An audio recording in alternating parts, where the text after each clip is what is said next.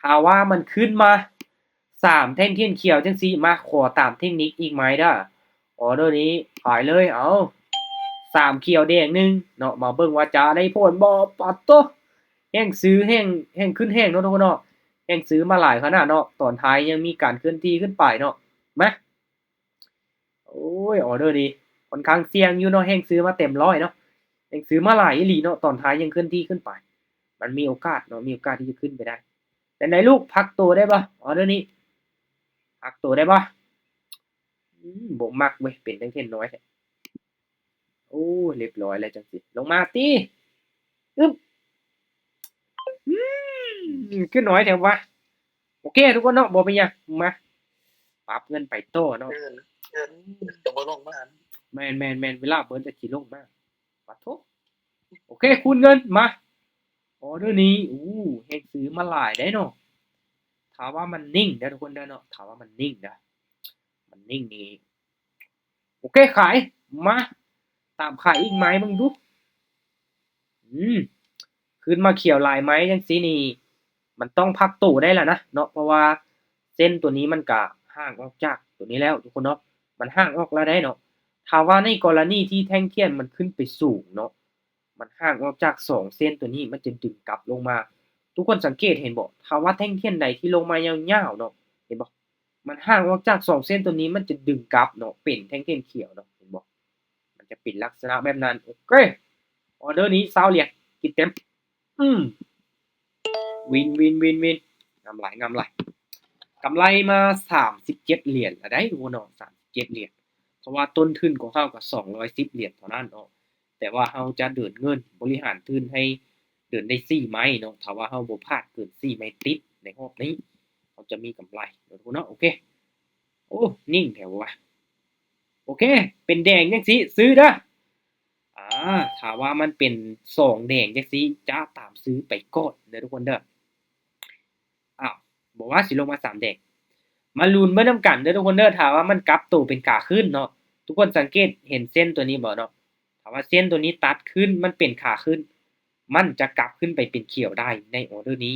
ถ้าว่ามันไซด์เวย์มันจะลงมาแดงโอ้เรียบร้อยออร์เดอร์นี้กลับมาบวกขึ้นทุกคนเนาะป๊าลงมายาวแท้วะโอ้เสียดายทุกคนเนาะเส้นมันตัดบ่งามเลยบ่ทุกคนแม่นอยู่เนาะมันตัดขึ้นแต่ว่ามันตัดแบบโอ้บ่งอขึ้นเนาะโอเคแสดงว่ายังไซด์เวย์อยู่ทุกคนเนาะยังบ่กลับขึ้นไปเทื่อมาพลาดแน่วินแน่ปะปนกันไปอาจจะบ่ได้5ไม่ติดแล้วเนาะมันโอ้โอเคทุกคนออเดอร์นี้เด้อขายลองตามเน็ตวอลลุ่มเด้อลองเบิ่งเด้อว่ามันสิได้ผลบ่เส้นเน็ตวอลลุ่มสีขึ้นจังซี่เนาะเขาจะตามขายถ้าว่าทรงไซด์เวย์เด้อทุกคนเด้อเนาะทรงไซด์เวย์เนาะแท่งเทียนรอท่าเป็นเขียว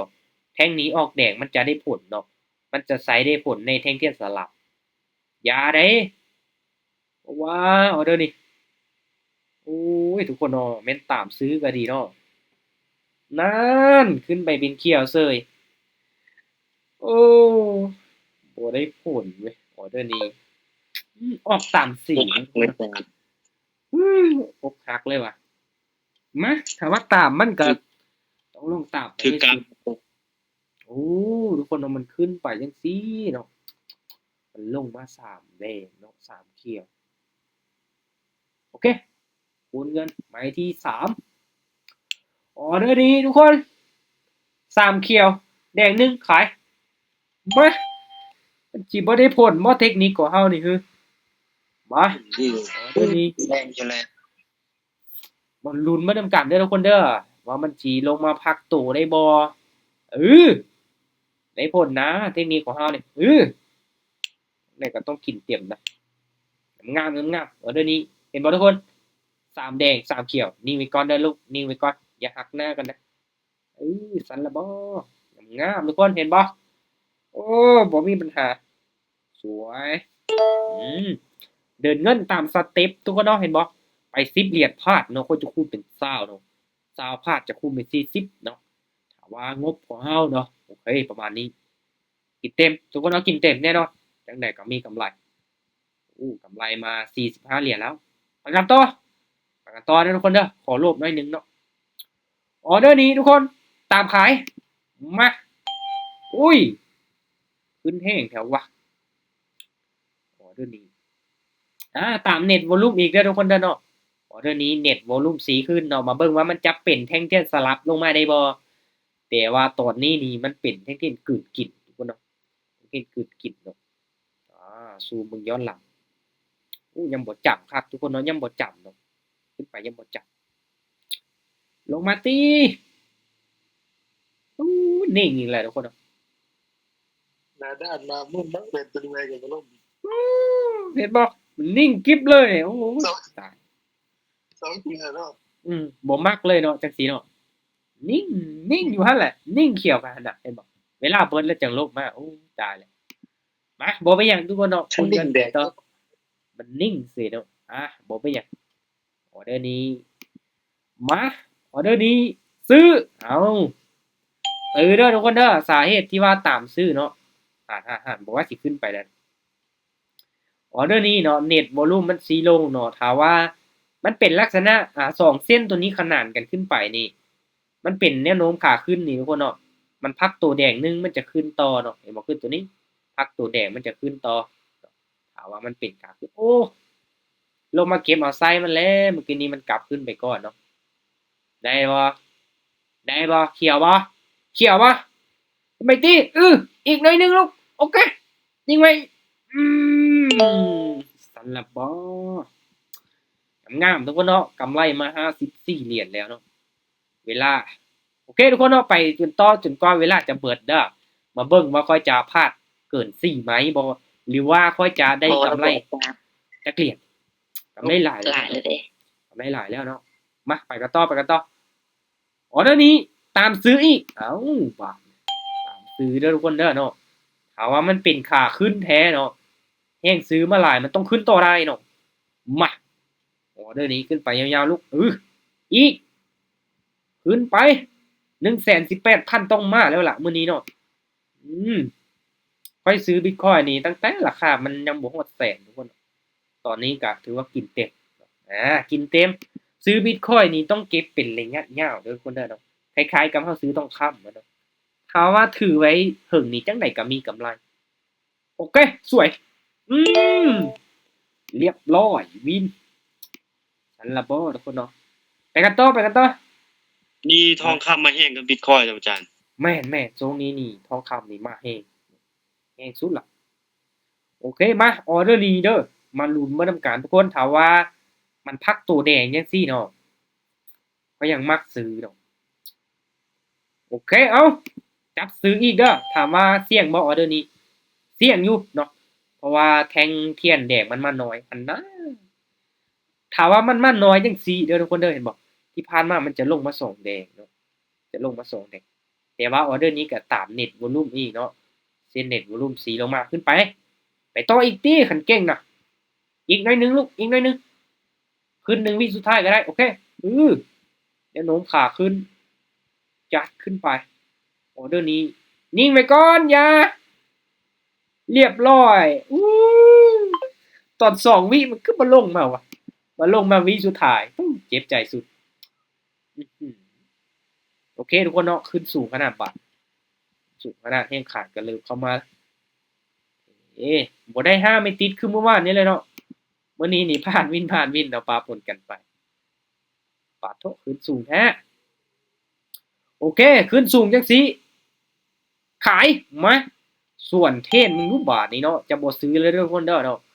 ขายเด้อออเดอร์นี้ขึ้นสูงโพดเนาะถามว่ามันจำแล้วบ่ยังเด้อทุกคนเด้อเห็นบ่ฐานแนวต้านเก่ามันยังบ่จำเนาะ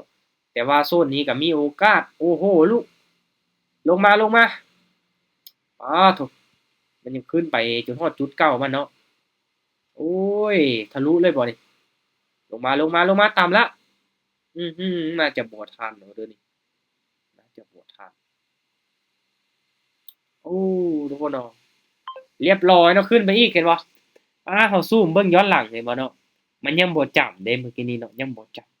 ำเสียดายตามขายไว้โพดเนาะออเดอร์นี้ตัดโอเคบ่เป็นหยังคูณเงินไปกันต่อ บัดสุดท้ายมาพลาดตอนท้ายนี่ยิ่งเลยได้เนาะ บ่ต้องสังเกตเบิ่งนี่ลงขายไว้สุดเบิ่งไว้ได้อยู่อาจารย์ โอเคมาออเดอร์นี้ตามซื้อเด้อโอเค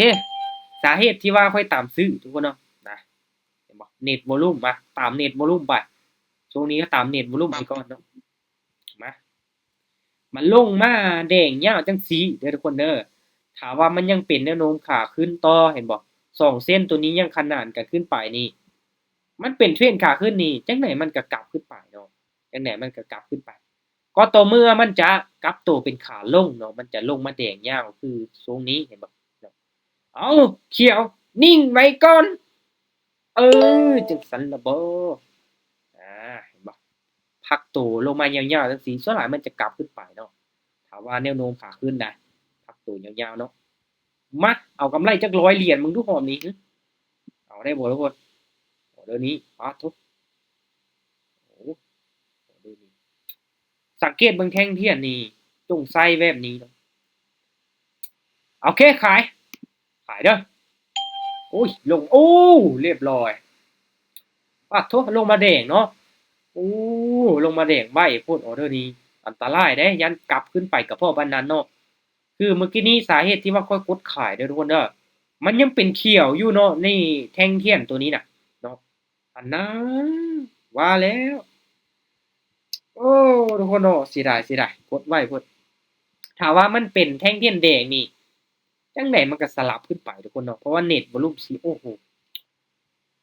ขายคือมีโอกาสได้ เสียดายเนาะลงมาเห็นครับบ่ไซด์เวย์แล้วทุกคนเนาะทุกคนสังเกตเบิ่งแท่งเทียนเด้อถ้าว่าแท่งเทียนรถถ้าเป็นเขียวมันออกแดงเป็นแดงมันออกเขียวเห็นบ่มันเริ่มไซด์เวย์แล้วเนาะมันเริ่มสลับกันแล้วเนาะมาเดี๋ยวนี้มันน่าจะบ่เปลี่ยนแล้วติบาทนี่เนาะโอเค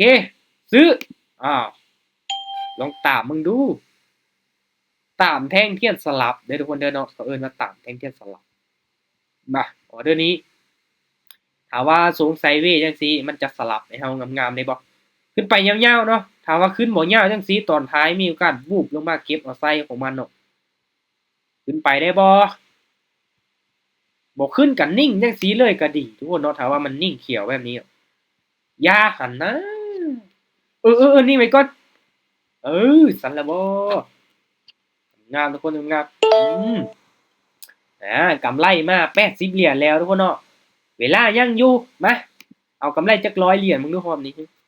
ต้นทุน200อยากได้100เหรียญทุกคนเนาะต้นทุน210เหรียญเนาะ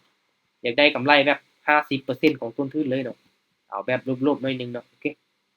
ออเดอร์นี้มาวนออเดอร์นี้นี่ตามซื้ออีกตามซื้อขึ้นไปก่อนเด้อถ้าว่าแท่งเทียนมันก่อโตจังซี่นี่มีโอกาสขึ้นไป3เขียวได้เนาะมีโอกาสขึ้นไป3เขียว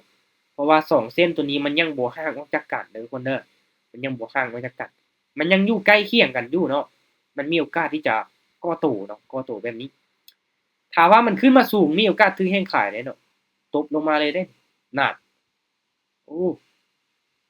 บ่ว่าสิลงมาแดงน้อยจังซี่กลับขึ้นไปติเสียดายเนาะออเดอร์นี้ค่อยบ่ส่วนแท่งเทียนมันเด้อทุกคนเด้อเนาะคือที่ค่อยได้เว้าเนาะถ้าว่าแท่งเทียนตัวนี้เป็นเขียวเนาะเอากดขายนี่วินเลยเนาะเสียดายบ่เป็นหยังมาคูณเงินไปต่อกว่าจะได้ตามเป้าของเราเนาะมาออเดอร์นี้เด้อทุกคนเด้อโอเคออเดอร์นี้ขายมาขึ้นเขียวสูงจังซี่มันต้องลงมาแดงได้นะมาออเดอร์นี้ถือว่าส่วนเนาะส่วนแท่งเทียนรอท่าคือที่ได้เว้าเนาะแต่ว่าเฮงซื้อมาหลายขนาดออเดอร์นี้จังไดเด้บาดนี้ลงมาได้บ่ทุกคนขึ้นมาเก็บเอาไส้มันเนาะเห็นบ่แห้งขายเทลงมาลูกลงมานิ่งกริบเลยทุกคนเนาะเสียดายคำว่าขายก็ต้องขายให้สุดทุกคนเนาะต้องซื้อให้สุดนี่ดีเนาะเป็นบอกออเดอร์นี้ซื้อออเดอร์นี้ขายนี่มักที่จะพลาดเนาะทุกคนขึ้นแห้งแท้โอ้โห 3เขียวนะ อ้บิตคอยพุ่งเลยเนาะพุ่งเลยเกมไหมออเดอร์นี้คนกันมาทุกคนเนาะออเดอร์นี้เด้อซื้อเด้อซื้อถ้ามันเป็นจังซี่นี่ซื้อเด้อมาเพราะว่ามันจงใส่ไว้ทั้งเทิงยาวเด้อทุกคนเด้อเนาะมันจงใส่ไว้ยาวจังซี่นี่มีโอกาสที่จะกลับขึ้นไปได้มาออเดอร์นี้มาลุ้นมาทำกันเพราะว่ามันเป็นแนวโน้มขาขึ้นแบบ2เส้นตัวนี้ขนานกันอยู่เนาะส่วนเทคนิค3เขียวเลยตอนนี้บอกว่าสิลงมาแดงสวิงแฮงแท้จังไดเขียวลูกเขียว3 2 1ขึ้นไปติโอเคคิดมันสิขึ้นบ่ได้เนาะขึ้นได้เสยโอ้ถือว่าสุดยอดหลายทุกคนเนาะมาอีกไม้นึงเด้อทุกคนเด้อถ้าว่าวินอีกไม้นึงนี่รอบนี้ อา นี่ จารย์ที่สั่งกลับได้อาจารย์ บ่ได้สร้างแล้วเนาะมีแต่เดาเอารั่วๆมาโอเคตามการวิเคราะห์ทุกคนเนาะออเดอร์นี้ลงมาแดงยาวจังสิซื้อเลยเอาจัดซื้ออีก20เหรียญมาออเดอร์นี้นี่มันต้องขึ้นต่อได้ ธร แล้ว รม นะ ดาวะโอ้หนูนึงนครหลวงเนาะ มันลุ้นมานํกันเด้อว่าออเดอร์นี้มันจะขึ้นได้บ่เนาะมันลงมาแดงยาวจังซี่มาถ้าว่าวินออเดอร์นี้เฮาจะได้ตามเป้าหมายเนาะรอบนี้เนาะขึ้นได้ออเดอร์นี้นี่เสื้อมันนะลงมาแดงยาวจังซี่ต้องกลับขึ้นไปเขียวได้เพราะว่าแนวโน้มยังเป็นขาขึ้นเนาะมันกับปู้สวิงแห้งขนาดทุกคนเนาะแทงเทียนนี้เฮ้ยโอ้มันลงมาได้จังได๋วะโอ้ทุกคนเนาะเสียหายเลยบ่ดอกโอ้หมดเวลาแล้วมันกลับขึ้นไปตายแล้วจังซี่เนาะลงมา2แดงเสยทุกคนเนาะป๊าดโถให้ขาดเทลงมาเนาะมาเดี๋ยววินอีกไม้นึงเด้อทุกคนเด้อเนาะเอาวินอีกไม้นึงเนาะคูณกันไม้นี้ต้องไป40แล้วล่ะโอเคทุกคนตามซื้ออีกมาต้องซื้อให้สุดละแทงเทียนเขียวจงใส่ไว้ยาวจังซี่นี่จังใดก็ต้องเกิดมาเป็นแท่งเทียนในไส้ได้มาลุ้นมาด้วยกันเด้อทุกคนเด้อถ้าว่าวินอีกออเดอร์นึงเนาะเขาจะพอละเขาจะพักเนาะเพราะว่ามื้อนี้ก็กำไรมาหลายเนาะเห็นบ่กำไรเกือบๆว่า200แล้วเนาะรอบนี้ถามว่าวินก็น่าจะบวกมา100ปลายเนาะจังไดทุกคนออเดอร์นี้อ้าวมันคือลงมาแดงยาวแท้ว่าโอ้สิได้พักอยู่บ่บาดนี้กำไรเริ่มหายแล้วได้ทุกคนเนาะเสียดายเว้ยโอ้ลงมาเสยทุกคนบ่ว่าสิกลับตัวเทขายลงมาแห้งขนาดนั้นเนาะเมื่อกี้นี้ยังขึ้นไปแห้งปานนั้นเนาะมาออเดอร์นี้ทุกคนคูณเงินเนาะไม้ที่3อีกละตามซื้อนะออเดอร์นี้ตามซื้อเลยมาตามซื้อให้สุดเลยจังหวะนี้ซื้อเราต้องซื้อให้สุดเนาะมาลุ้นมาน้ำกัดถือว่าซื้อขึ้นไปเนาะออเดอร์นี้ต้องนิ่งเขียวไว้ให้ได้แล้วนะออเดอร์นี้ทุกคนถามว่าบนนิ่งนี่ห่วยกำไรที่เฮาปั้นมาตั้งแต่30นาทีนี้ที่หายวับไปกับตาได้นี่นิ่งไว้ทุกคนจังได๋เรื่องแดงต้องไปตักบ้านละอาจารย์3 2 1โอเคคือเก่าทุกคนเนาะพลาด2ไม้ละไม้ที่3เฮาจะวินเนาะถือว่างามหลายเนาะกำไร213รอบนี้เด้อทุกคนเนาะบวกมานี่100กับ4เหรียญเนาะเพราะว่าค่อยเอาต้นทุนมา200กับ10เหรียญตอนนี้ขึ้นมา300กับ14เหรียญเนาะประมาณนี้เลยเนาะมื้อนี้เนาะตัวโอเคทุกคนเวลาก็พอดีเลยเนาะพอดีเบิดเลยเนาะกายมาน้อยนึงประมาณนี้เนาะเห็นบ่ในการบริหารทุนของเฮาสำคัญเด้อทุกคนเด้อถึงแม้ว่ามันสิพลาดพอด2ไม้ก็อย่าไม้ที่3เฮาวินเด้เนาะเฮาเดินเงินแบบนี้เฮาก็มีโอกาสสร้างกำไรได้แบบยาวๆไปเลยทุกคนเนาะอาจจะมีวินแน่พลาดแน่แต่ว่าการเดินเงินนี่ก็สำคัญเด้อเนาะมั่นใจเฮาก็บ่ได้หมายเขาสิ all in ใช่เลยเนาะบ่เฮ็ดได้เนาะถ้าว่ามันพลาดมามันจะยุ่งเด้อทุกคนเด้อโอเคสำหรับรอบนี้ทุกคนเนาะถือว่ากำไรตามเป้าหมายเนาะกำไรมาหลายเติบเนาะถึงแม้ว่าสิบ่วิน5ไม่ติดก็บ่เป็นหยังเนาะบวกมา58เหรียญเนาะเข้าใจจังเนาะบวกเศร้าตามเป้าเนาะถือว่าสุดยอดหลายเนาะเพราะเองก็บวกมา100กับ4เหรียญเนาะต้นทุน200เนาะก็ เกือบว่า50%ของต้นทุนเลยนะถือว่าเอาหลายเติบรอบนี้เนาะเอาหลายเติบเนาะโอเคก็ถือว่าประมาณนี้ทุกคนเนาะเอาสำหรับมื้อนี้บ๊ายบายทุกคนเนาะตั้งใจศึกษาเด้อฝึกเทศฝึกฝนเนาะให้ตัวเองมีความมั่นใจเนาะการเทศนี้ผลตอบแท ขอน บใจ สูง อาจารย์ โอเคความเสี่ยงก็สูงคือกันทางนั้นก็ศึกษาให้มันดีๆทุกคนเนาะโอเคบ๊ายบายทุกคนเนาะเอาไว้เป็นมื้ออื่นเด้อวงเก่าวงเดิมเนาะเอามาความศึกษามีความกราบม่วนๆนำกันได้เนาะโอเคสำหรับมื้อนี้ก็บ๊ายบายทุกคนบ๊ายบาย